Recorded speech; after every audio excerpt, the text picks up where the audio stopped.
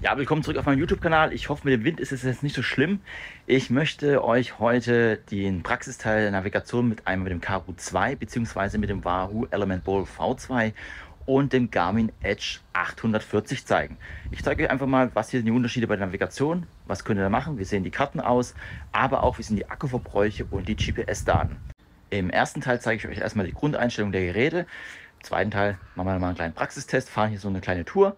Und im dritten Teil werdet ihr dann sehen, wie das Ganze dann hier mit GPS-Daten und den Akkuverbräuchen aussieht. Ja, da haben wir jetzt auch mal alle drei Geräte zusammen. Ihr seht, ich habe es so ein bisschen hier am Lenker verbaut. Ich hoffe, dass man das nachher bei der Tour so halbwegs erkennen kann. Der Garmin Edge 840 ist auch ein bisschen exemplarisch für den Explorer 2, wobei der Explorer 2 nur reine Navigation kann, also Trainings sind sehr, sehr eingeschränkt. Ich habe auch mal ein Vergleichsvideo zu beiden gemacht, kleinen Geräten, das kannst du mal anschauen, da habe ich es auch mal in der Praxis mal gezeigt, was hier die Unterschiede sind, als auch dann hier den Garmin Edge 1040. Den 1040er habe ich hier in der Solar-Version, den 840er jetzt nur leider in der Standardversion als Review-Gerät bekommen. Das ist ja mein eigenes Gerät. Ich habe auch mal ein separates Video schon zu diesem Gerät hier gemacht, kann ich auch mal verlinken. Aber von der Software her und von der Navigation her ist das hier ja identisch. Unterschiede sind halt wirklich die Displaygröße und ich habe mich jetzt für den 840er entschieden, weil einfach von der Größe hier im Gesamtfeld das hier mehr so reinpasst als der 1040er. Auf der rechten Seite haben wir den Wahoo Element Bowl V2 und hier unten haben wir dann den Karoo 2. Die Besonderheit ist hier vor allem, dass wir so ein schönes auflösendes Display haben, so ein OLED-Display, während wir hier bei den anderen zwei so Art Memory Pixel Displays haben, beziehungsweise hier dann das Ganze hier anders dargestellt wird. Und was wir schon ganz gut sehen können, der Garmin Edge 840 ist auch so ein bisschen, ja, er reflektiert so ein bisschen hier ja, die Kamera oder wie ich das hier stehe. Das macht jetzt hier der Bolt V2 nicht und der Karoo 2 auch nicht. Also das ist schon mal etwas, ja, was hier schon mal die Unterschiede sind. Es stört jetzt beim Fahren nicht so sehr, aber es ist so eine kleine Reflexion da. Also ich kann auf jeden Fall mich auch selber sehen. Aber wie gesagt, man kann trotzdem das Display sehr, sehr gut ablesen. Wie mache ich es mit den Routen? Ich habe hier überall die gleiche Route drauf. Ich habe die Route bei Komoot geplant. Voraussetzung für Komoot ist, dass ihr dann entweder ein Weltpaket habt oder Premium-Mitglied seid, also heißt dieses Abo da habt, oder ein Regionspaket habt, also man könnte ja auch verschiedene Regionen kaufen. Wir haben jetzt hier auf dem Wahoo Element V2 wird alles übers Handy gemacht. Das heißt also, die Einrichtung des Gerätes als auch die Routenübertragung läuft alles übers Handy. Das kann man natürlich jetzt mögen und nicht mögen. Es geht aber sehr schnell und ja, ist jetzt auch kein Problem, die Routen hier zu übertragen. Ihr könnt dann auch, wenn ihr noch was einstellen wollt, hier links auch nochmal auf die Taste gehen. Und dann kommt hier so ins Übersichtsmenü hinein. Da seht ihr auch nochmal die LEDs oben. Das seht ihr nachher, kann man sich anzeigen lassen.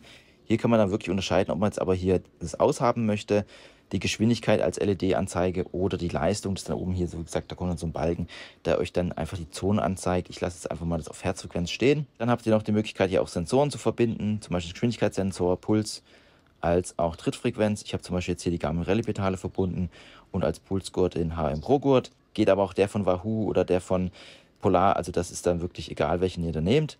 Mehr geht an dieser Stelle nicht. Ihr habt dann auch noch die Möglichkeit, wenn ihr jetzt zum Beispiel auf der Wahoo-App was Besonderes sucht, also einen Ort, wo ihr hin wollt, dann könnt ihr den auch suchen und auch direkt hier auf das Gerät senden und euch dahin navigieren lassen. Das ist an dieser Stelle auch möglich. Dann kommen wir auch zum Garmin Edge 840. Hier ist es so, wir haben hier mehrere Profile, die wir nutzen können. Wir haben hier Gravel, Indoor, Mountainbike und so weiter. Ich bin jetzt hier im Gravel gerade unterwegs, deswegen nehme ich das Gravel-Profil. Sehen jetzt hier, das Ganze ist jetzt schon in Pause. Und hier ist einmal so, wir bekommen hier auch tägliche Trainingsvorschläge angezeigt. Das möchte ich jetzt aber nicht machen. Auch ein Eventkalender ist dabei. Und wir sehen hier auch noch so eine kleine Übersicht, was das Wetter angeht. Aktuell 17 Grad und die Regenwahrscheinlichkeit bleibt bei 0. Und auch hier können wir uns dann noch die Sonnenuntergang, Sonnenaufgang, als auch die Dämmerungszeiten hinten werden so angezeigt. Aber wenn wir reingehen, sehen wir leider nicht, wann es genau dämmert. Aber so habt ihr es ein bisschen in Übersicht, wann hier die Sonne untergeht.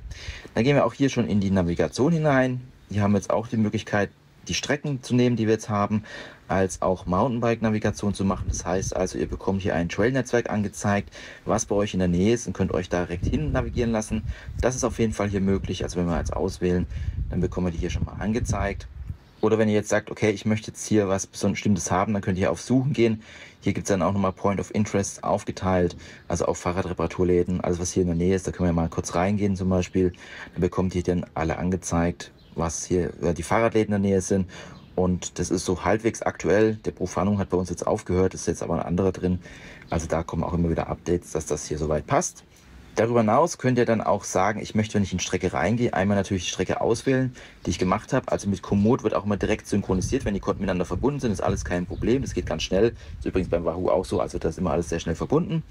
Und ihr habt die Option, wenn ihr auf Plus geht, dann so auch ein sogenanntes Roundtrip-Routing zu machen. Das heißt also, ihr könnt jetzt ab eurem Standort euch von Garmin eine Strecke erstellen lassen. Das heißt, ja, wenn ihr sagt, okay, ich will jetzt 40 Kilometer fahren, dann könnt ihr die Richtung eingeben, beziehungsweise auch den Standort, wo ihr gerade seid. Das ist natürlich jetzt hier die aktuelle Position, wäre jetzt ganz praktisch. Und dann könnt ihr, wie gesagt, hier eine Tour machen, beziehungsweise der Edge plant euch eine Tour. Und dann könnt ihr einfach mal schauen, wo es da so hingeht. Dann wählen wir jetzt einfach die Tour aus, dann wird die Strecke geladen und hier bekommt ihr auch schon mal so noch eine kleine Übersicht angezeigt.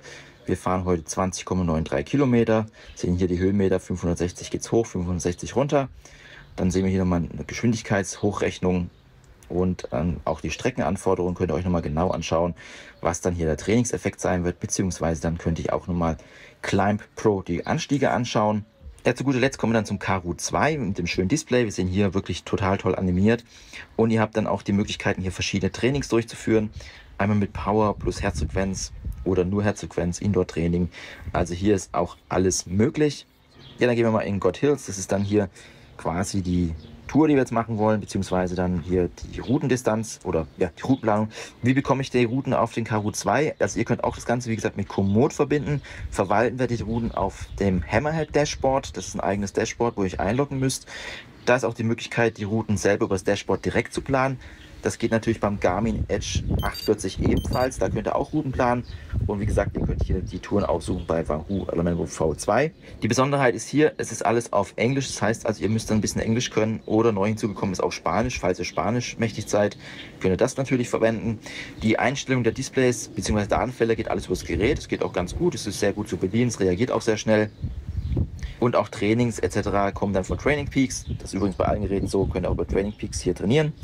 Und ja, das ist auf jeden Fall hier mit dem Karoo 2 möglich.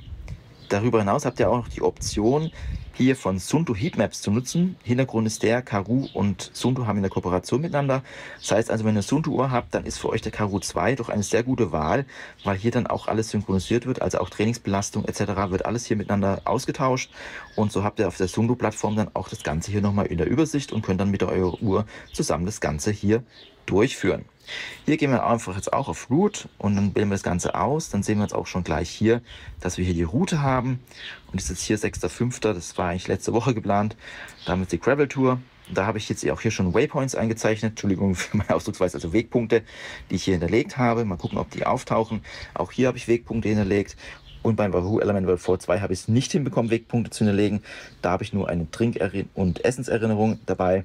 Habe ich hier beim Edge 840 ebenfalls. Und dann schauen wir einfach mal, jetzt wählen wir das Ganze aus.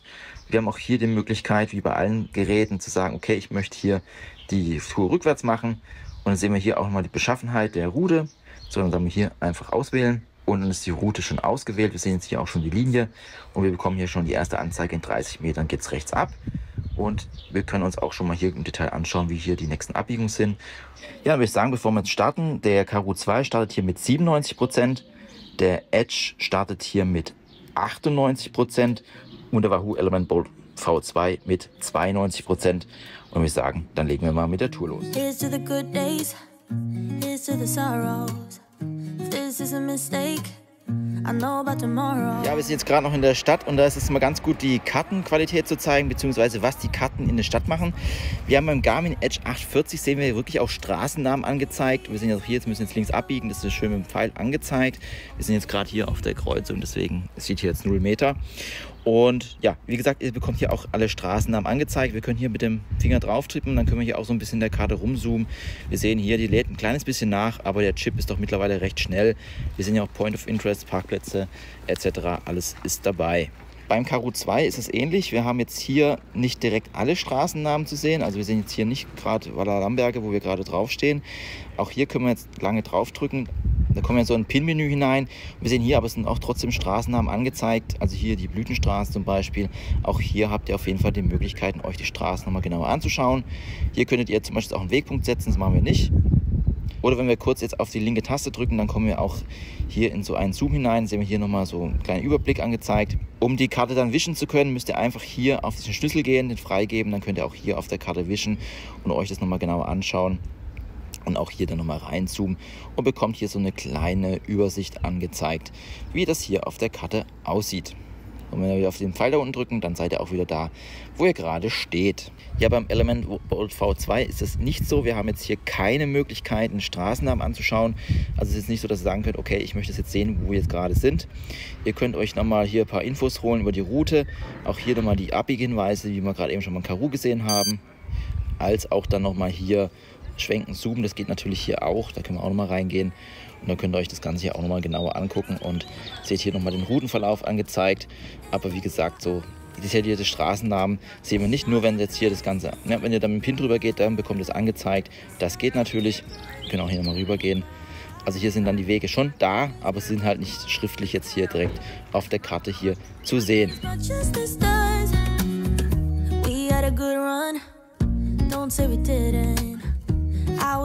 Ja, wir sind jetzt aktuell an der B3, das heißt also hier an der schnellen Straße und wir sind hier beim Karoo 2. Die B3 hat auch so eine gelbe Markierung und diese rote Umschweif, die ihr seht, das ist die Suunto Heatmap, die wir ja hier synchronisiert haben. Beziehungsweise beim Element Bolt V2 bekommen wir es auch sehr gut angezeigt, die Bundesstraße in gelb.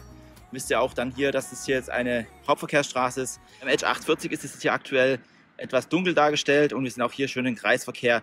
Ist hier auch dabei, also da haben wir wirklich alles schön in der Übersicht. Bitte Straßen entschuldigen, da sind wir jetzt aber gleich weg. Was ich zeigen wollte, was ich aber nicht so schnell reagieren konnte bei allen Geräten, dass der Anstieg angekündigt worden ist. Also sowohl beim Karoo 2 sind wir jetzt hier in den Modus gewechselt, dass wir jetzt hier den Anstieg detailliert sehen. Das sehen wir gleich nochmal im Detail, wie das funktioniert. Wenn es ein bisschen ruhiger ist, erkläre ich euch das nochmal. Als auch der Edge 840 sagt mir hier, in 83 Metern geht es hoch. Also ich muss jetzt rechts abbiegen, dann geht es zum Anstieg. Als auch der Wahoo Element Bolt V2 hat mich hier eine Meldung direkt auf das Gerät gebracht, dass er jetzt hier in den Anstieg geht. Und auch hier haben wir jetzt den Anstiegmodus und sehen dann hier, dass es hier in den Berg reingeht. Da bekommt dann immer jetzt die Meldung und werdet vorgewarnt, damit ihr auch dann richtig in den Berg reinfahrt.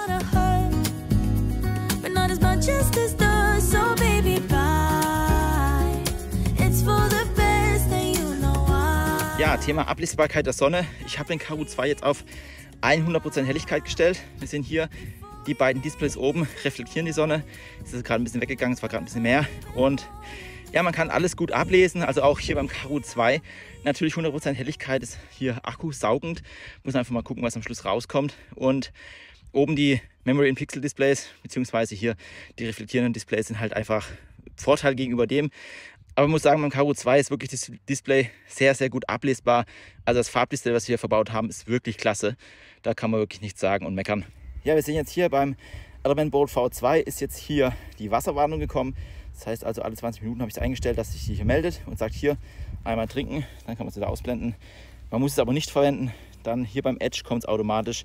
Da habt ihr es dann auch. Beim Karoo 2 habe ich die Einstellung hierfür nicht gefunden. Ich würde es nachreichen, wenn ich es wüsste. Aber wie gesagt, ich habe die Einstellung leider erstmal nicht gefunden, ob es das gibt. Schreibt auch gerne in die Kommentare, wenn ihr wisst, wie ihr das da hier machen kann. Und wenn wir uns jetzt nochmal so ein bisschen den Routeverlauf anschauen, wie sind die Karten hier verschieden aufgebaut oder wie gehen die Geräte das hier an. Wir haben jetzt einmal beim Karoo 2, sehen wir hier die blaue Linie, das ist das, was wir fahren werden. Die gelbe Pfeile zeigen uns dann, wo wir dann hinfahren möchten oder wo wir hin möchten. Wie gesagt, hier können wir dann nochmal das Ganze im Detail anschauen. Da sehen wir die Route dann hier nochmal genauer. Beim Garmin Edge 840 oder beim Garmin Edge Geräten allgemein sehen wir einmal hier unten das Profil klein angezeigt am Berg. Wir sehen hier kommt gleich ein kleiner Anstieg, also das ist jetzt orange. Und wir sehen jetzt hier auch an den Pfeilen, wo wir lang müssen, wir auch hier Richtungspfeile, wenn wir jetzt mal kurz ein bisschen rauszoomen. Wir sehen auch hier dann Richtungspfeile angezeigt, die uns einfach zeigen, wo die Tour dann lang geht, beziehungsweise dann hier, wie wir abbiegen müssen, ist dann ebenfalls dabei. Beim Wahoo Element Bolt V2 sehen wir hier diese Striche, das ist auch dann hier angezeigt, wie wir fahren müssen, ist auch sehr eindeutig. Und wir sehen hier oben dann auch schon mal einen Hinweis, wann wir abbiegen müssen. Das haben wir auch beim Edge 840 hier oben, beziehungsweise hier unten wird es dann angezeigt vom Karoo 2. Wir sehen hier, ich bin jetzt auf der Kreuzung, die Geräte sind sich nicht ganz einig, hat auch mit den verschiedenen GPS-Systemen zu tun.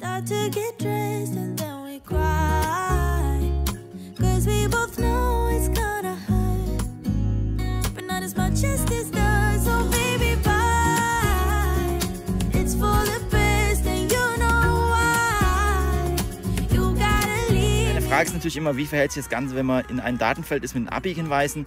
Mal exemplarisch jetzt einfach mal zu zeigen. Wir sehen hier beim Karo 2 bekommen wir unten das immer angezeigt in der Übersicht, dass wir jetzt in 84 Metern hier rechts abbiegen müssen. Und da fühlt sich nach und nach der Balken schwarz, beziehungsweise nach hinten. Dann habt ihr so eine Einschätzung. Ich persönlich bin auch keiner, der es mit Metern gut einschätzen kann. Das finde ich wirklich sehr, sehr hilfreich, um es einfach einzuschätzen, wann hier die Kurve kommt. Beim Edge 840, wenn man es eingestellt hat, ploppt hier so eine Karte auf. Und wir sehen hier, Zeit bis Ankunft wird hier errechnet. Das ist jetzt natürlich, weil ich stehe, hat er so ein bisschen Probleme, das richtig zu errechnen. Und interessanterweise sagt der Edge, in 20 Metern geht es recht ab. Wir sehen auch hier, irgendwie hat der wirklich Probleme beim Stehen. Das ist immer bei Garmin auch so eine Sache, wenn der lange steht, dass hier so ein bisschen das Gerät, also ja, weiß nicht, was es da alles macht. Und beim Wahoo Element Bold V2 haben wir jetzt auch hier in der Übersicht 80 Meter rechts abbiegen. Auch hier bekommen wir so einen Pfeil angezeigt, dass wir dann gleich rüber müssen. Und wir sind jetzt hier auf dem zum Beispiel Steigungsfeld, das was wir sehen. Im Übrigen habe ich die Geräte hier auch alle auf dem neuesten Stand. Wir haben jetzt den 12. Mai aktuell. Und wie gesagt, alles Update, auch die Karten sind alle aktualisiert. Ich habe da extra mal nachgeschaut, dass da jetzt kein Gerät irgendwie mit einer alten Version rumfährt. Das ist wie gesagt hier alles der aktuelle Softwarestand.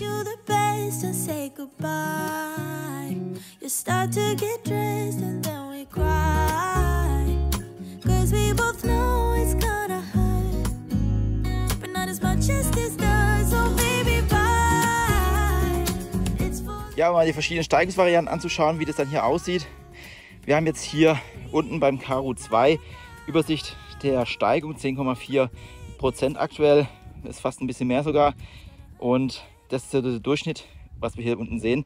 Das heißt also, wir sind jetzt hier wirklich tief im Berg drin. Und was wir gut erkennen können, wir haben jetzt hier den Knopf da, da steht, das sind wir aktuell, das Schraffierte sind wir jetzt schon gefahren von der Steigung.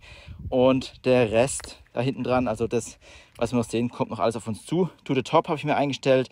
Zum Beispiel hier wird dann angezeigt, wie lange es noch dauert, bis ich dann oben bin. 368 Höhenmeter sind es noch und 6,9 Kilometer. Ich habe mir darüber hinaus auch ein Datenfeld anzeigen lassen, wie man das hier so sieht. Upcoming Evaluation, also die nächste Steigung, die kommt. Da sehen wir auch nochmal den Punkt und haben auch nochmal eine kleine Übersicht.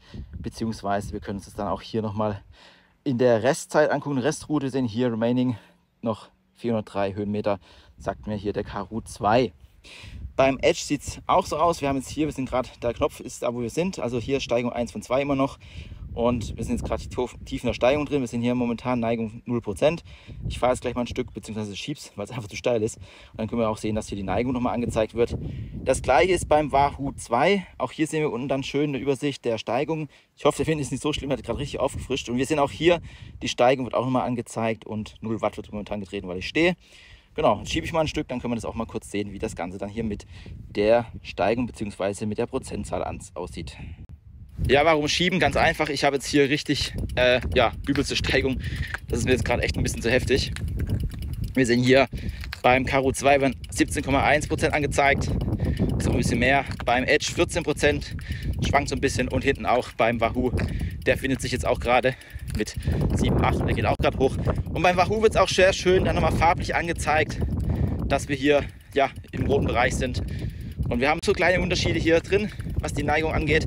Es liegt aber auch ein bisschen daran, wie die Geräte installiert sind. Bei allen Geräten kann man sich auch sehr gut die Wattwerte anzeigen lassen. Wir sehen jetzt hier zum Beispiel beim Element Bold V2 ist das auch nochmal farblich so ein bisschen markiert.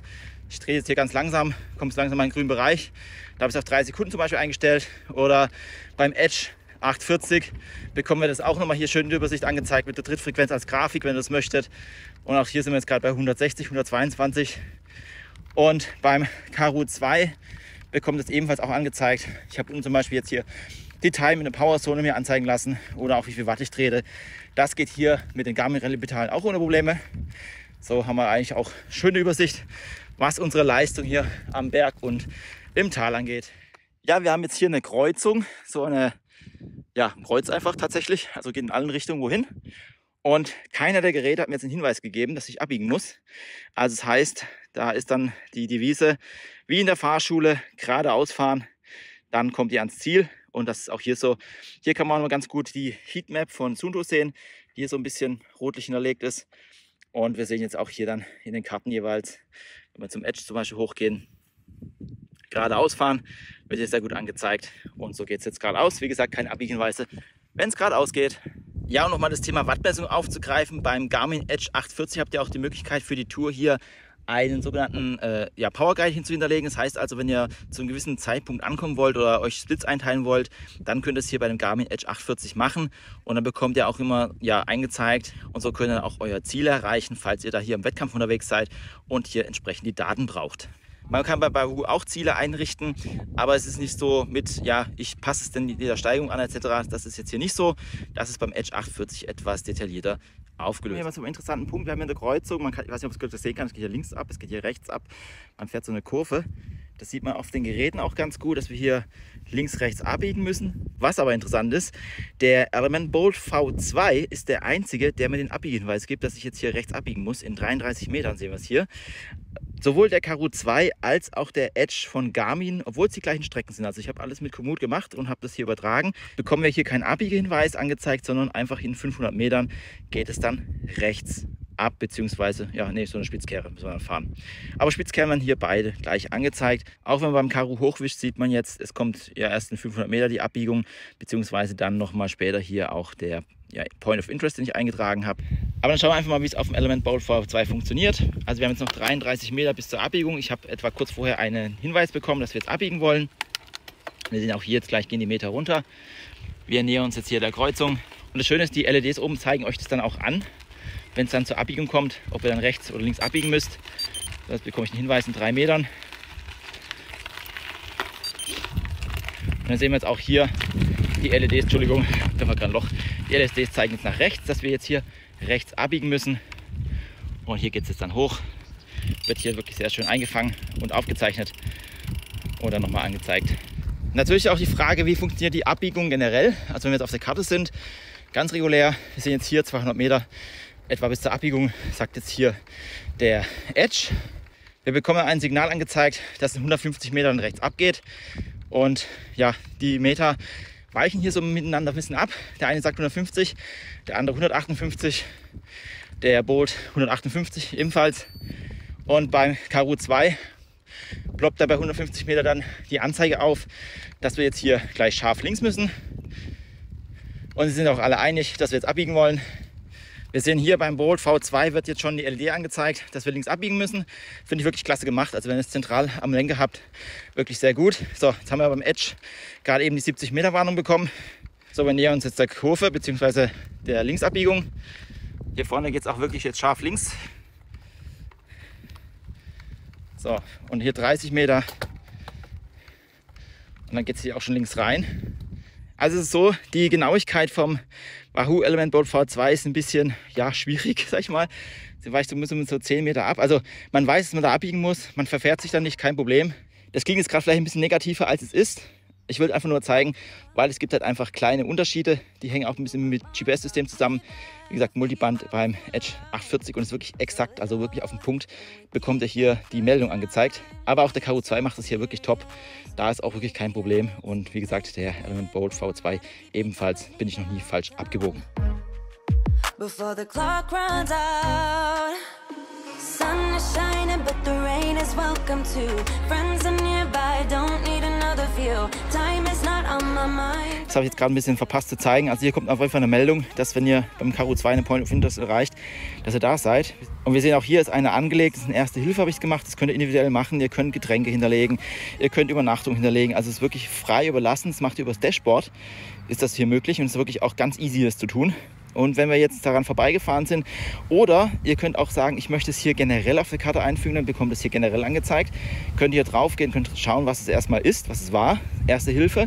Hier gibt es Verbände und ich kann mich direkt auch nochmal hierhin direkt navigieren lassen, falls der Punkt jetzt hier irgendwo anders sein sollte. Also wenn man sagen, okay, das ist hier oben irgendwo, dann könnt ihr euch da auch hin navigieren lassen. Wirklich sehr, sehr hilfreich und gut. Und wie gesagt, beim Element Bolt V2 war das etwas schwieriger, was das Thema angeht. Da bekommen wir jetzt nur die Wassererinnerung mal wieder angezeigt und die ist zeitlich bedingt, also da kommt es nach einer gewissen Zeit. Und wenn wir uns den Edge 840 anschauen, hier habt ihr auch die Möglichkeit in Garmin Connect Wegpunkte zu hinterlegen. Das heißt also auch hier Point of Interest. Wir sehen jetzt hier zum Beispiel Verpflegungsstation habe ich in 3,02 Kilometer mit einer geschätzten Ankunftszeit in 7 Minuten 16. Ihr könnt euch auch Sprints hinterlegen, Wasser, Campingplatz und Streckenende wird auch angezeigt. Auch das bekommt ihr dann bei der Navigation direkt angezeigt, wenn er dann diese Punkte erreicht. Und die sind dann, wie zum Beispiel jetzt auch hier ein Abbiegehinweis, dann ein eigenes Symbol. Und dann wisst ihr auch da, wo dann hier etwas ist, zum Beispiel Pflegenstation. Oder wenn ihr auch harte Anstiege habt, dann könnt ihr euch die auch mal direkt anzeigen lassen, beziehungsweise wenn es dann irgendwo steil bergab geht. Ja, um mal einen kleinen Blick auf die Datenfelder zu werfen, was euch die Geräte hier so anbieten. Ihr könnt auch für jedes Gerät euch eigene Datenfelder nochmal verschalten. Das ist einfach so, wie ich es jetzt gemacht habe. Das ist nur ein Servicevorschlag, wie es immer so schön heißt. Wir haben jetzt hier auf dem Karoo 2 einmal die Karte natürlich. Ihr könnt euch auch die Karte komplett anzeigen lassen. Ihr könnt übrigens auch so einstellen, dass diese Meldung, die unten hier aufploppt, dass die nicht so direkt aufploppt. Das kann man alles einstellen, wie man es möchte. Ihr habt dann zum Beispiel die Option, euch dann hier die Upcoming Elevation, also die kommende Steigung anzeigen zu lassen. Die Speed, beziehungsweise bis es dann zum Anstieg geht, Aufstieg, Abstieg könnt ihr zum Beispiel anzeigen lassen. Als auch hier, in dem Fall habe ich jetzt die Neigung ausgewählt. Ihr habt auch die Option, dann hier zum Beispiel die Kadenz anzeigen zu lassen und die Power in 3 Sekunden und natürlich auch die Durchschnittswerte inklusive dann auch hier, dann in welchen Zonen man unterwegs war. Ist jetzt bei mir nicht so hoch, wenn ich filme und Rad fahre. Das ist nicht so effektiv, was das Fahren angeht. Dann haben wir die Herzfrequenz, die wird aktuell hier mit der Garmin Instinct 2X übertragen. Die kann ja Herzfrequenz senden, das mache ich gerade hier mit der Uhr. Wir sind hier dann oben jetzt angezeigt, als auch hier den Durchschnitt. Dann bekommen wir nochmal die Distanz und die verbleibende Distanz, also Remaining heißt dann einfach verbleibend. Oder hier wird Time Arriving wird auf 16:51 Uhr geschätzt. Na gut, bei dem Tempo, was ich jetzt gerade fahre. Und was wir ebenfalls haben, ist hier Sunset. Und ich habe mich bei der Auswahl vertan. Ich habe jetzt tatsächlich Dämmerungszeit für morgens. Es gibt es nämlich auch für abends. Da habe ich mich einfach jetzt gerade hier vertan, was hier die Dämmerungszeit angeht. Ja, das kann auch mal passieren. Also das könnt ihr euch theoretisch auch anzeigen lassen, Dämmerungszeit, wann es dann dunkel wird. Also richtig dunkel. Dann habe ich hier zum Beispiel noch, auch nochmal hier oben die Erreichzeit, 16:53 Uhr. Und wir sehen hier Time to Destination 3 Stunden 2, beziehungsweise dann auch nochmal hier eine Übersicht, wie viel Höhenmeter übrig sind, als auch dann hier die Kilometer und alles, was hier schon schraffiert ist, haben wir schon hinter uns. Und auch hier unten habe ich mir dann nochmal die historische Steigung anzeigen lassen. Beim Edge 840 ist das ähnlich. Hier bekommen wir auch die geschätzte Ankunftszeit, ist 16:58 Uhr. Also wir sehen hier ziemlich ähnlich miteinander sogar. Und durchschnittliche Trittfrequenz zum Beispiel habe ich hier, als auch hier zum Beispiel ein Climb Pro wird nochmal angezeigt, wo wir jetzt aktuell stehen. Das ist das zweite Climb Pro, was angestiegen ist. Wir sehen hier verbleibende Restdistanz noch 4,45 Kilometer, 267 Höhenmeter noch übrig. Auch hier bekommen wir oben nochmal ein Höhenprofil angezeigt in der Übersicht. Und hier sind wir dann die Climb Pros, die wir schon erreicht haben. Als dann auch jetzt hier grafisch, das ist natürlich jetzt hier flach, weil ich stehe und das angezeigt wird, die Wattmessung, als auch die Herzfrequenz wird als Grafik angezeigt. Und hier oben haben wir zum Beispiel die Stamina-Funktion, die sagt mir mit dem aktuellen, was ich jetzt hier an Energie verbrauche, schaffe ich damit auch 48 Kilometer. Das ist so eine Hochrechnung, die Garmin macht aufgrund eures Trainings. Und hier ist übrigens auch die Trinkerinnerung bei Garmin. Die kommt jetzt auch dann hier zu tragen. Und das Ganze mit Stamina funktioniert aber nur, wenn ihr Herzfrequenz anhabt, beziehungsweise dann auch hier einen Wattmesser, weil der braucht auf jeden Fall hier Wattwerte, um das Ganze errechnen zu können. Bei der Steigung habt ihr ja zum Beispiel auch die Möglichkeit, euch nochmal das Ganze in Historie anzuschauen. Wenn man hier oben gibt es so einen Knopf, da kann man drauf gucken, dann sieht man hier, wir sind gerade aktuell mitten im Berg. Und dann sehen wir auch ungefähr hier, wie lange es noch ungefähr dauert. Hier links sehen wir dann auch die Einheit, wie das Ganze hier eingeordnet ist. Ja, beim Wahoo Element Bolt V2 haben wir ähnliche Datenseiten, auch das könnt ihr individuell einrichten. Wir haben jetzt noch 15,3 Kilometer übrig. Noch ein Kompass ist hier dabei. Ich sehe hier zum Beispiel auch den Akkustand des Handys, kann ich mir anzeigen lassen. Das ist ganz toll, wenn ihr das braucht, wenn das für euch wichtig ist. Und wir sehen jetzt auch hier dann nochmal die verschiedenen Datenfelder, was dann die Uhrzeit angeht. Kilojoule, wenn ihr das haben möchtet, wird angezeigt. Die Fahrzeit, über 1 Stunde 11 sind wir jetzt unterwegs. Und natürlich dann hier auch nochmal die Übersicht der Höhen, könnt ihr euch auch nochmal anschauen lassen, wenn ihr das wollt. Dann können wir nochmal hier reingehen in die Anstiege bzw. Gesamthöhe, als auch dann nochmal die Karte. Die Besonderheit beim Element Bolt V2 ist auch, wenn ihr hier rechts auf die Taste drückt, könnt ihr in die reinzoomen in die Datenfelder und euch auch nur 1 anzeigen lassen oder ganz zurück, je nachdem wie ihr das Ganze eingerichtet habt. Wenn wir jetzt auf so ein Standardfeld gehen, sehen wir auch hier, dann wird das oberste immer größer. Das heißt also, das unterste fällt zuerst weg. Und auch hier könnt ihr nochmal den Berg im Detail anschauen. Wenn wir hier rauszoomen, dann bekommen wir auch hier nochmal den Berg angezeigt, wenn ihr das haben möchtet. Ja, Thema Sicherheit dürfte wahrscheinlich auch für viele interessant sein. Alle 3 Geräte unterstützen eine sogenannte Live-Track-Funktion, aber hier gibt es so ein paar Unterschiede. Beim Garmin Edge könnt ihr einen Kontakt hinterlegen, der bekommt dann eine Nachricht bzw. eine E-Mail und er kann sehen, wenn ihr eine Route geplant habt auf einer rosanen Linie, wo ihr gerade unterwegs seid, also was ihr noch vor euch habt, beziehungsweise auf der blauen Linie sieht er, was ihr dann gefahren seid. Darüber hinaus haben wir eine Unfallerkennung, die dann in Verbindung mit dem Smartphone hier dann auch eine Meldung rausschickt, falls euch irgendwas passiert. Das ist an dieser Stelle möglich. Beim Wahoo Element Bolt V2 ist es ähnlich. Ihr bekommt auch hier eine E-Mail angezeigt. Auch hier seht ihr dann in einer chiffrierten Form, welche Route ihr noch fahrt, beziehungsweise das gefüllt ist dann, dass ihr gefahren seid. Und so kann auch das Ganze hier dann nochmal direkt überwacht werden, beziehungsweise gesehen werden, wenn ihr das möchtet. Da könnt ihr auch dann die Kontakte hinterlegen. Ihr könnt auch mehrere Kontakte hinterlegen bei der E-Mail, dass dann auch hier mehrere Leute die E-Mail bekommen mit dem Link. Was das Thema Unfallerkennung angeht, so hat der Element Bolt V2 auch die Möglichkeit. Anders als beim Garmin ist es aber nicht über das Handy oder den InReach möglich. Nein, hier ist es nur mit dem Helm. Also es gibt dann so ein Helmset, was ihr euch da kaufen könnt, was dann hier auch miteinander verbindet. Und wenn da was passiert, dann geht hier eine Meldung raus. Und ihr könnt auch mal gerne in die Kommentare schreiben, falls ihr sowas nutzt, ob das funktioniert und wie gut das Ganze dann auch ist. Beim Karoo 2 könnt ihr auch eine Live-Track-Funktion nutzen, aber das Ganze ist dann nur mit der SIM-Karte möglich. Also ich habe es nicht hinbekommen, im Handy das Ganze hinzubekommen. Also es geht dann nur mit der SIM-Karte. Ihr habt nämlich an dem Gerät einen SIM-Karten-Slot. Und wenn es euer Vertrag hergibt, dann könnt ihr hier eine SIM-Karte hinterlegen und dann findet hier auch ein Datenaustausch statt, beziehungsweise ist der Karoo 2 dann an dieser Stelle auch online. Und hier könnt ihr der Person, die das sehen soll, einen Link schicken. Das ist ein Dashboard, da kannst du dann reinschauen und sieht dann auch, wo ihr hier unterwegs seid. Da ich noch leider keine SIM-Karte habe, um das zu testen, konnte ich es leider an dieser Stelle noch nicht testen.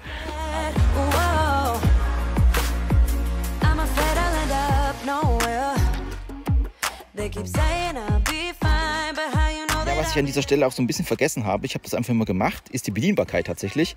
Beim Garmin Edge gibt es hier Unterschiede. Also wenn ihr ein Edge Explorer 2 habt, dann ist hier alles über Touch. Wenn ihr Edge 1040 habt, dann ist auch alles über Touch. Beim Edge 840 könnt ihr auch so ein bisschen hier mit den Tasten hier bedienen, beziehungsweise dann Touch Display nutzen. Und beim Edge 540, das ist hier die Version ohne Touch, also der gleiche Radcomputer, der geht dann hier nur über Tasten. Beim Bolt 2 ist es alles nur über Tasten, also es gibt überhaupt gar keinen Touch, das wird also über Tasten bedient. Hier haben wir eine Taste links, beziehungsweise 2 Tasten rechts und hier unten die 3 Tasten. Auch wirklich sehr gut bei Regen zu steuern. Das gibt hier alles ein bisschen Probleme beim Edge. Und beim Karoo 2 haben wir hier so eine Hybridlösung, sage ich mal. Hauptsächlich, also Fokus liegt ja eindeutig auf Touch-Steuerung, aber auch hier haben wir so ein paar Bedienelemente, wo wir dann hier durch die verschiedenen Sachen durchscrollen können, beziehungsweise hier uns anzeigen lassen können. Das ist hier an dieser Stelle auch möglich. Zum Beispiel hier habe ich jetzt gerade die Lab-Taste gedrückt, um hier eine Runde anzuzeigen. So, Runde 2. Und so ist das hier natürlich auch möglich. Aber wie gesagt, das Hauptaugenmerk ist eindeutig hier das Touch-Display. Ja, nochmal ein kleiner Einwurf. Ich habe gesagt, beim Edge 840 sehe ich hier unten immer ein schönes Profil angezeigt, wie die Steigung gerade ist. Beim Wahoo Element Bolt V2 sehen wir auch hier anhand des Tracks, also diese Pfeile, die wir sehen, die sind hier farblich markiert. Das heißt also gelb, rot. Und ihr könnt auch die Steigung ablesen. Also das wird hier auch wunderbar dann nochmal separat angezeigt, beziehungsweise nicht separat, sondern halt tatsächlich schön hier rein integriert. Ja, wir sind auch mal mitten im Wald. Ich will einfach noch das Thema Display noch mal kurz aufgreifen. Also wir sehen jetzt hier die beiden Geräte, also Wahoo und von Garmin, die brauchen so ein bisschen Hintergrundbeleuchtung dann, wenn es zu dunkel wird. Und der Karoo 2 trumpft hier halt richtig gut auf. Sobald es ein bisschen dunkler wird, ist der halt natürlich perfekt abzulesen. Also wie gesagt, in der Sonne so ein bisschen merkt man schon einen Unterschied. In der Kamera ist es schlimmer als in der Realität. Aber jetzt hier im Wald trumpft er eindeutig nochmal mehr auf als jetzt die anderen beiden Geräte. Also ein Für und Wider. Ich finde alle drei gut an der Stelle, je nachdem, was man halt die eigene persönliche Geschmackssache ist. Wir haben das Kartmaterial auch den Waldweg noch ein bisschen anzuschauen. Wir sind jetzt hier auf einer klassischen Gravel-Tour, also hier ganz normale Wald-Schotterwege. Wir sehen hier beim Karoo 2 ist der Weg, also hier geht es jetzt gleich rechts ab. Ja, wir sehen rechts gestrichelter Weg für einen Schotterweg, vielleicht auch für Rennradfahrer interessant, dass es dann vielleicht zu Problemen kommen kann. Wir sehen hier auf dem Element Bolt V2 auch die, geht es rechts ab, auch sehr gut abgebildet, auch eindeutig, wo man hin muss. Beziehungsweise man sieht auch dann hier oben, der Weg, der noch hier lang geht, den haben wir hier auch dabei. Also die Details der Karte sind wirklich hoch. Als auch hier beim Edge, ebenfalls sehen wir hier dann gestrichelt den Weg, der rechts abgeht. Und wenn wir jetzt hier rauszoomen, dann können wir auch hier oben die Wege sehen. Also hier das Wegenetz ist wirklich sehr gut abgebildet. Und bei allen Geräten bekommt ihr dann auch angezeigt, wenn jetzt zum Beispiel ein Straßennamen kommt, werden den Straßennamen angezeigt. Also da habt ihr dann auch immer die Übersicht, wenn ihr jetzt irgendwo unterwegs seid in der Stadt. So, wir müssen jetzt bei allen Geräten geradeaus fahren. Hier geht es geradeaus. Es geht einmal links, es geht einmal rechts. Wir werden jetzt mal einfach schauen, wie das Rerouting hier funktioniert. Wir biegen jetzt einfach mal hier falsch ab und gucken einfach mal, was die Geräte hier alles so machen. So, der Wahoo hat sich schon gemeldet. Jetzt hat sich der Edge gemeldet.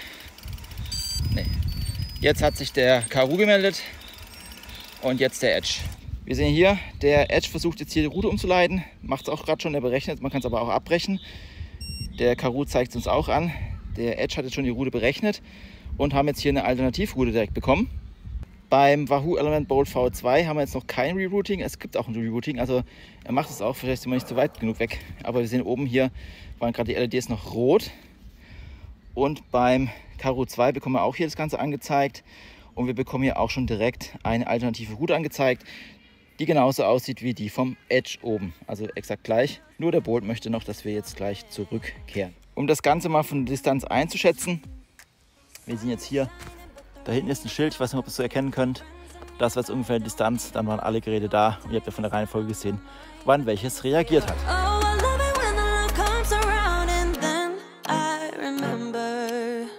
All things must pass, but I'm not gonna wake up, I'm not. Ja, unfreiwillig kommt oft. Es regnet, obwohl es nicht regnen soll. Naja, aber jetzt können wir mal ein bisschen testen, wie hier der Touch-Display mit Regen funktioniert. Beim Karoo 2, ja, sieht man ganz gut. Jetzt ist es nass, also von der Bedienbarkeit auf jeden Fall deutlich schlechter als vorher. Und auch, ihr seht, hier werden Sachen ausgelöst, die ich jetzt gar nicht haben möchte. Man kann übrigens hier auch eine Wassersperre anmachen. Das ist dieser Wassertropfen hier, dann wird hier nichts gemacht. Können die auch loslösen. Man sieht, man kann zwar jetzt hier rein rauszoomen, das funktioniert auch, aber es ist ein bisschen verzögert an der Stelle. Ja. Beim Edge 840 können wir uns auch mal gucken. Der reagiert jetzt halbwegs. Ja gut, wenn es zu nass ist, also wenn ihr auf den Tropfen drückt, dann geht es nicht. Dann gibt es ja auch Probleme. Wie gesagt, man kann hier auch ein bisschen mit den Tasten das Ganze bedienen. Da sind wir ganz rausgegangen, das wollten wir jetzt natürlich nicht. Und beim Element Bolt V2, dem ist es egal, weil ich habe kein Touch-Display. Aber ihr habt bei beiden Geräten dann die Möglichkeit, hier alternativ zu bedienen. Also wir haben hier beim Karoo 2 einen Knopf, den können wir dann drücken, da können wir durch die Datenfelder durchgehen. Das geht auf jeden Fall auch. Als auch dann beim Edge, da könnt ihr dann auch durch die Datenfelder unten gehen. Das sehen wir jetzt hier, da können wir auch nochmal durchswitchen. Also es ist nicht unbedingt 100% Touch. Ich wollte es einfach nur mal zeigen, wie das dann hier bei Regen aussieht. So, dann sind wir jetzt auch am Ziel angekommen und haben die Distanz geschafft. Ein bisschen anders gefahren am Schluss als gewünscht. Und noch voll in den Regen reingekommen. Man sieht es ja am Lenker, so ein bisschen nass. Gut, dann würde ich sagen, beenden wir das Ganze mal. Fangen wir mit dem Edge an. Da stoppen wir das Ganze mal und dann gibt es hier diese Zielfacke. Die drücken wir uns einfach mal. Ja, hier bekommen wir so eine kleine Übersicht der Tour, die Höhenmeter, beziehungsweise dann auch, wie viele Kilometer wir gefahren sind im Durchschnitt, als auch Gesamtkilometer. Und wir können das Ganze jetzt einfach mal speichern. Wir können die Ernährung, Kalorien, können wir uns auch einstellen, dass wir das gegessen haben oder nicht. Ich habe nichts gegessen und getrunken habe ich so ein bisschen was, eigentlich zu wenig. Das können wir jetzt auch speichern, dann werden die Flüssigkeiten hier gespeichert und das Live-Track wird beendet. Und so habt ihr jetzt hier die Strecke gespeichert und bekommt jetzt so eine kleine Übersicht. Die VO2 Max wurde ermittelt, die Trainingsbelastung und dann Erholungszeit ist 19 Stunden. Dann haben wir hier noch Hitzeakklimatisierung und wir bekommen auch noch mal so eine Übersicht, dass der Trittfrequenzsensor hier dringend eine neue Batterie braucht, dass die jetzt hier ja, bald leer ist und Herzfrequenz und Leistung ist noch alles mit der Batterie in Ordnung. So, dann sagen wir jetzt hier okay.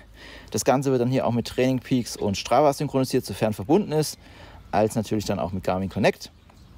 Und dann habt ihr das Ganze dann auch noch mit der Übersicht. Stichwort Strava. Alle Geräte unterstützen Strava und auch Strava Live-Segmente in dieser Form, wie wir es haben. Außer Explore 2 bei den Edge-Geräten kann das nicht. Als nächstes kommen wir zum Wahoo, das sagen wir jetzt auch Ende. Pause drücken wir dann und dann gehen wir hier Stopp. Beenden, Aufzeichnung beenden. Ja, das Ganze ist beendet. Und auch hier bekommen wir so eine kleine Übersicht angezeigt, wann wir losgefahren sind, welcher Tag heute ist, als auch nochmal Gesamtzusammenfassung. Ich habe leider hier vergessen, den Herzfrequenzsensor anzuschließen, beziehungsweise hat sich nicht so gekoppelt, wie ich wollte. Also das heißt, der Wahoo hatte nur 2 Sensoren verbunden gehabt. Das müssen wir dann beim Batterievergleich dann nachher mit berücksichtigen, aber das ist jetzt nicht so groß, was die Unterschiede angehen. Last but not least haben wir dann noch den Karoo 2. Der sagt jetzt auch, wir sind beendet oder wir haben es beendet. Und auch hier können wir das Ganze beenden. Wir drücken einfach jetzt hier die Taste und dann sagen wir hier speichern bzw. beenden. Und das Gute ist hier, wenn ihr hier auf die Taste kommt, er beendet nicht einfach hier die Tour. Nein, es geht hier drüben weiter. Ihr müsst dann hier bestätigen, dass ihr das machen wollt. Und dann müsst ihr es nochmal bestätigen. Also hier ist wirklich doppelt sicher, dreifach sicher, dass ihr nicht versehentlich die Tour beendet. Das finde ich wirklich sehr gut hier gemacht. Und dann bekommen wir auch hier nochmal so eine kleine Übersicht von der Strecke. Auch hier, ja, Gravel war das Ganze. Und auch Upload zu Suunto bzw. Komoot. Und wir können uns hier dann auch nochmal die einzelnen Details nochmal genauer anschauen. Wenn ihr das Ganze hier sehen wollt, geht es hier auch nochmal in den verschiedenen Menüs. Das werden wir uns aber gleich nochmal hier genauer anschauen, wie das Ganze aussieht. Jetzt gucken wir ganz kurz auf die Akkustände. Beim Karoo 2 haben wir jetzt hier 72% und ich muss dazu sagen, ich habe das Ganze jetzt hier auf knapp 70% Helligkeit eingestellt gehabt. Also heißt, hier ist das Ganze dann auch hier mit der Helligkeit auf 70% gewesen. Beim Edge 840 haben wir jetzt einen Akkustand von 87%. Das Ganze war im Multiband. Hier haben wir automatische Helligkeitseinstellungen. Und beim Wahoo Element Bold haben wir jetzt hier 78%. Ja, jetzt habt ihr das Ganze mal in der Praxis gesehen. Natürlich ist dann auch noch hier der Akkuverbrauch interessant. Wir haben ja bei beiden Geräten vom Wahoo bzw. beim Edge ein Memory Pixel Display oder ein ähnliches Memory Pixel Display. Das heißt, das ist natürlich auch sehr akkuschonend. In beiden Geräten ist auch ein Sensor eingebaut, der einfach erkennt, wann es dunkel wird, wann es hell wird. Großer Vorteil ist natürlich bei diesen Geräten, dass wenn ihr in der Sonne unterwegs seid, hier die Hintergrundbeleuchtung nicht laufen muss, beziehungsweise dann die Sonne reflektiert wird und ihr das sehr gut ablesen könnt. Anders verhält sich beim Karoo 2, der muss natürlich dann im Sonnenlicht etwas mehr Leistung bringen an Licht bzw. an Beleuchtung, damit ihr das Ganze anschauen könnt. Leider ist das hier nicht ganz automatisch, also zumindest hat es bei mir nicht automatisch funktioniert, ich muss das selber einstellen. Aber hier ist es dann so, wenn ihr dann in den Wald hineinkommt, dann trumpft das Display natürlich auf, weil hier dann die Beleuchtung zurückgefahren werden kann und ist natürlich hier in Anführungszeichen etwas sparsamer als die anderen beiden Geräte, die dann die Hintergrundbeleuchtung aktivieren müssen. Also ist natürlich dann entscheidend, seid ihr mehr im Wald unterwegs, seid ihr mehr draußen in der Sonne unterwegs. Das beeinflusst natürlich hier auch nochmal ein bisschen die Akkulaufzeit. Die Tour selbst hat jetzt 175 Minuten gedauert, das heißt also knapp 3 Stunden. Und hier kam ich beim Karoo 2 auf einen Akkuverbrauch von 25%. Hochgerechnet bedeutet das, dass es etwa 11,6 Stunden sind. Also das heißt, je nachdem plus minus wie ihr unterwegs seid, kommt ihr so knapp grob 12 Stunden damit aus. Beim Edge 840 bin ich hier auf einen Verbrauch von 11% gekommen. Das heißt also, hier wäre hochgerechnet etwa 26 Stunden möglich, plus minus. Also Garmin gibt ja selber 26 Stunden an. Aber hier ist natürlich dann auch wieder entscheidend, wie viele Abbiegehinweise kommen, wie hell und dunkel ist, wie ich es gerade schon beschrieben habe. Das sind natürlich diese Einflussfaktoren. Also das heißt hier, das, was Garmin an der Seite angegeben hat, haben wir so etwa mit dem Edge 840 bei dieser Tour rechnerisch dann auch hinbekommen. Beim Wahoo Element Bold V2 kam ich jetzt bei dieser Tour auf etwa 14% Verbrauch. Wir erinnern uns, ich hatte jetzt den Herzfrequenzsensor irgendwie nicht verbunden gehabt. Das hat aber am Gurt gelegen, es lag jetzt nicht am Gerät. Der Gurt hat nur 2 Geräte unterstützt und die anderen Geräte haben es gekoppelt und dann hat der Wahoo ein bisschen alt ausgesehen, hat es nicht bekommen. Das heißt also hier, das muss man ein bisschen im Hinterkopf bewahren. Das ist aber meistens jetzt keine so Riesenverbräuche. Wie gesagt, 14% Verbrauch, was hier hochgerechnet etwa 21 Stunden hochgerundet entspricht. Wenn wir uns die GPS-Bilder anschauen, können wir eigentlich kaum Unterschied erkennen. Wir haben zwar beim Garmin Edge 840 hier Multiband. Ich war jetzt die ganze Zeit im Wald unterwegs. Das heißt also, es war jetzt nicht irgendwie, dass das jetzt im freien Gelände gewesen wäre.